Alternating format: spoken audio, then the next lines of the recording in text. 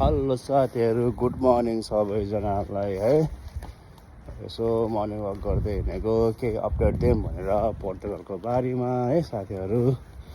यस्तै छ है तपाईँको चाहिँ अहिले चाहिँ अपडेट चाहिँ के छ भने चाहिँ पोर्तुगल सरकारले चाहिँ तपाईँको चाहिँ जो पनि फुन्दो खाँदैछ है, जो फुन्दा खाएर बसिरहेछ, जसको पनि कार्ड आएको छ होइन, त्योहरू त्यत्तिकै बसेछ फुन्दा खाएर।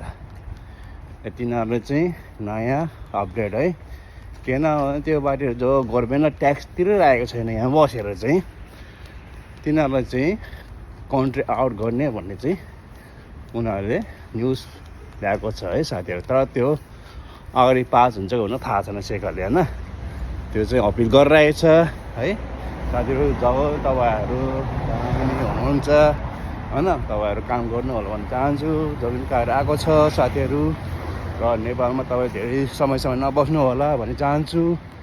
लगभग 3 महिना बढी नबस्नु होला, किनभने धेरै अहिले यहाँ यति गरम छ कि, गरम माहौल छ कि आमा के भने सरकारले यो भएन भने अर्को, यो होइन अर्को रुल के रुल निकालेछ क्या।